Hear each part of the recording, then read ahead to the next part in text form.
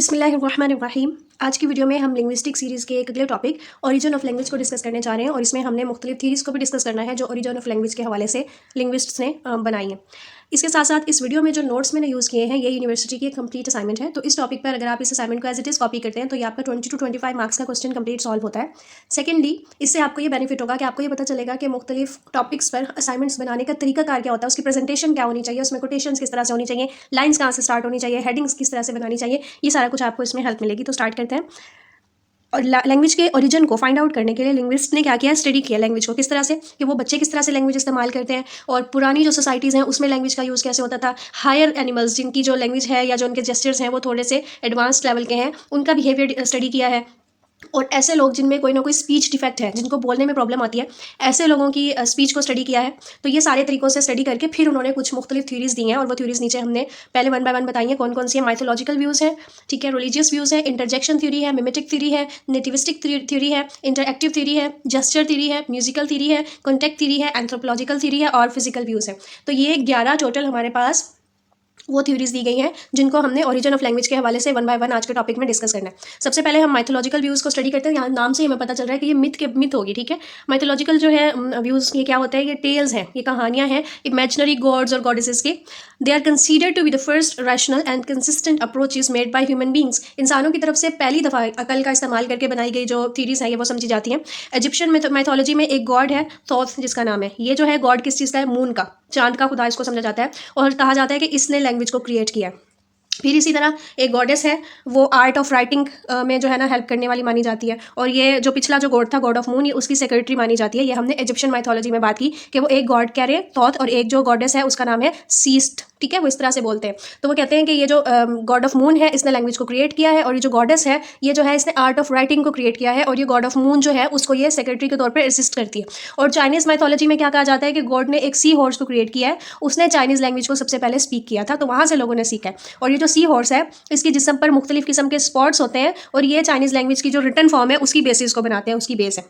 और Indian mythology में क्या होता है कि जो लोग हैं इंडिया के वो एक गॉडेस को मानते हैं, वेग देवी या वेज देवी इंदिरा। वो सपोज की जाती है कि उसने आर्टिकुलेटरी स्पीच जो है उसको इन्वेंट किया था।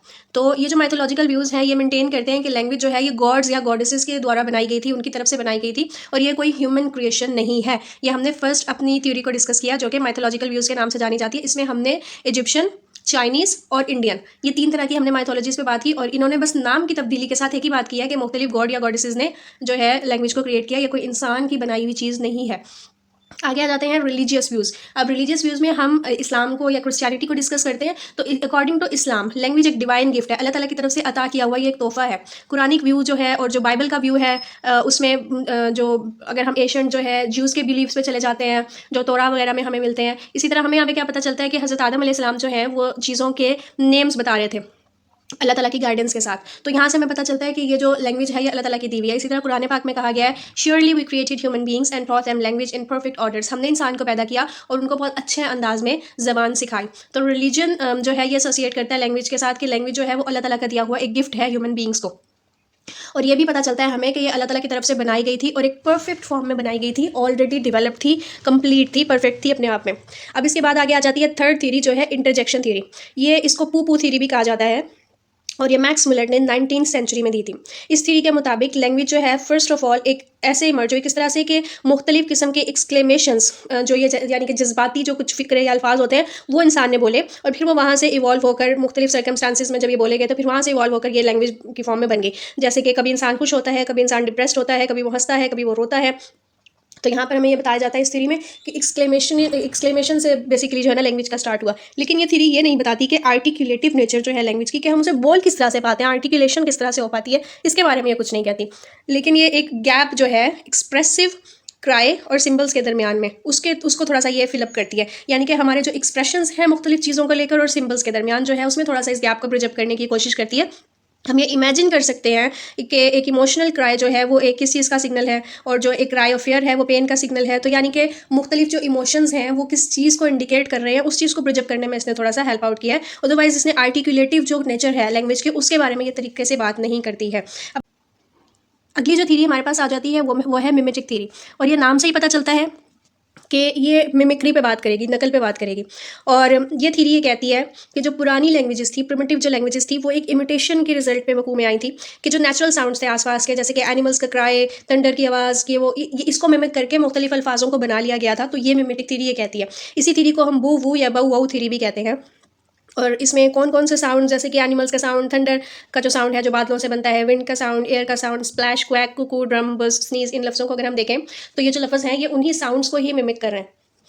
तो ये साउंड सिंबल रिलेशनशिप पर बेस है थीरी। लेकिन हम अगर इस थीरी का ड्रॉबैक देखते हैं तो ये हमें ये एक्सप्लेन नहीं करती कि लैंग्वेज ने अपना आर्टिकुलेटरी स्ट्रक्चर किस तरह से रिसीव किया।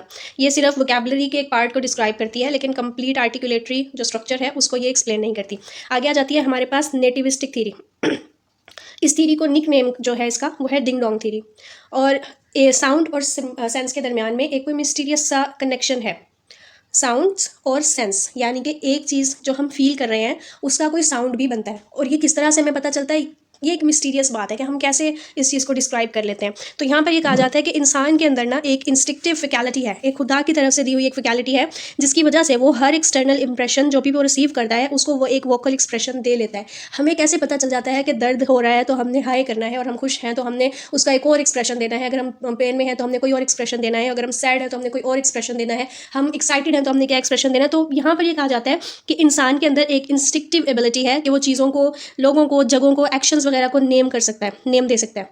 तो ये जो थीरी है ये बिहेवियरिस्टिक थीरी पर बेस्ड है, स्टिमुलस, रिस्पॉन्स, इन्फोर्समेंट और रिपीटेशन वगैरह पर। तो यानी कि बेसिकली इंसान के अंदर एक इस तरह की एबिलिटी है कि उसके बाहर जिस तरह की भी चीज़ें या एक्सप्रेशंस हो रहे हैं, चीज़ें हो रही हैं, वो स्टिमुलस बेसिकली उसको जो मिल रही है उसको वो नेम करने की सलाहियत रखता है। लेकिन इस थीरी में प्रॉब्लम यह है कि ये मुख्तलिफ टर्मिनोलॉजीज़ को तो ये डिस्क्राइब करती है, लेकिन ये फिजिकल स्ट्रक्चर या उसकी जो इन डेप्थ चीज़ें हैं उसको ये डिस्क्राइब नहीं करती। आगे आ जाती है हमारे पास इंटरैक्टिव थ्योरी। ये जो थ्योरी है ये एक स्कॉलर नोयर ने दी थी 19th सेंचुरी में, और इसको ये हो थ्योरी भी कहा जाता है। इस थ्योरी के मुताबिक लैंग्वेज ओरिजिनेट हुई थी as a result of noises made by group of man. ऐसे शोर मचाया था कुछ लोगों ने, लोगों के ग्रुप ने, जो कि इकट्ठे मिलकर कोई काम कर रहे थे, और उस शोर के नतीजे में जो है लैंग्वेज ओरिजिनेट हो गई थी। जैसे कि मिसाल के तौर पर वो कोई दरख्त का तना अपनी जगह से हिला रहे थे, या फिर वो कोई चट्टान उठा रहे थे। जी, आगे हमारे पास आ जाती है कॉन्टेक्ट थ्योरी। ये थ्योरी किसने दी थी? एक फॉर्मर प्रोफेसर थे साइकोलॉजी के, जे वेस्ट, एम्स्टर्डम में। उन्होंने ये थ्योरी पुट फॉरवर्ड की थी, और उन्होंने कहा था कि लैंग्वेज जो है इंसान की इस सोच या इस ज़रूरत की बेस पर पैदा हुई है कि वो अपने फैलो इंसानों के साथ ताल्लुक़ रखना चाहता है, उनसे बात करना चाहता है, उनसे कम्युनिकेट करना चाहता है। इंसान जो है बेसिकली वो एक सोशल एनिमल है, वो दूसरों के साथ मिलकर रहना चाहता है। किस वजह से? सेफ्टी के लिए, सिक्योरिटी के लिए, सेटिस्फैक्शन के लिए। तो ये पॉसिबल है कि उसने अपने फैलो बींग्स के साथ कॉन्टैक्ट बनाने के लिए पहले क्राइज, कॉल्स वगैरह से काम लिया होगा, और फिर इवेंचुअली उसने जो है ना वर्ड्स को प्रोड्यूस करना शुरू कर दिया होगा। अब आगे आ जाती है हमारे पास एंथ्रोपोलॉजिकल व्यूज़। इस थ्योरी में क्या इन्वेस्टिगेट किया जाता है कि रिलेशनशिप क्या है लैंग्वेज और कल्चर के दरमियान। मुख्तलिफ स्टेजेस जो रही हैं ह्यूमन सिविलाइजेशन में, उस पर ही पता चलता है कि एक ग्रेजुअल ग्रोथ और डेवलपमेंट हुई थी इंसान में। जैसे कि कहा जाता है ना कि इंसान पहले कोई बंदर था, फिर वहाँ से आहिस्ता आहिस्ता करके वो इंसान बना। खैर ये सिर्फ व्यूज़ ही हैं, मैथोलॉजिकल व्यूज़ ही हैं। एनीवेज, तो जिस तरह से ये चीज़ समझी जाती है कि इंसान की ग्रेजुअल ग्रोथ और डेवलपमेंट हुई थी, इसी तरह लैंग्वेज भी वो कहते हैं कि डेवलप हुई होगी इंस्टिक्टिव नॉइसेस से, फिर जेस्चर से, फिर उसके बाद ये आगे कंप्लीट जो है ना लैंग्वेज का इसने रूप धारा होगा। आगे लास्ट हमारे पास आ जाता है फिजिकल व्यू। ये एक बहुत इंटरेस्टिंग व्यू है कि ओरिजिन ऑफ लैंग्वेज किस तरह से हुआ। ये कहता है कि man is far superior to other beings because of some special physical aspects. इंसान जो है वो दूसरे जानदारों से किस तरह से सुपीरियर है कि उसका जो जिस्मानी साख्त है वो दूसरों से डिफरेंट है। उसके जो दांत हैं वो रफली इवन हैं, अपराइट हैं, उसमें एक्सट्रीमली फ्लैक्सीबल उसके लिप मसल्स हैं जो कि उसको हेल्प करते हैं कि वो मुख्तलिफ साउंड्स को प्रोड्यूस कर सके, यूनिक और डिफिकल्ट साउंड्स को प्रोड्यूस कर सके, जैसे र, थ, फ, ब, थ एट्सेट्रा।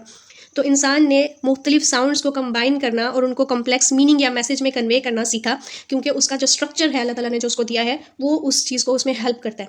तो ये जो प्रोसेस था लैंग्वेज को बनाने का, ये ग्रेजुअल था, और फिर ये एंड हुआ इसकी प्रेजेंट फॉर्म में, यानी कि आहिस्ता आहिस्ता आहिस्ता करके इंसान लैंग्वेज को इस फॉर्म में ले आया। तो हमने ये जितनी भी थीरीज़ 11 थीरीज़ हमने डिस्कस की हैं, इससे ही हमें पता चलता है कि इसमें कोई कंप्लीट किसी ने साइंटिफिकली हमें एक्सप्लेन नहीं किया लैंग्वेज के ओरिजिन को। तो कंक्लूड में हम ये कह सकते हैं कि कोई भी जो थीरी है उसने लैंग्वेज के ओरिजिन को कंप्लीटली डिस्क्राइब नहीं किया।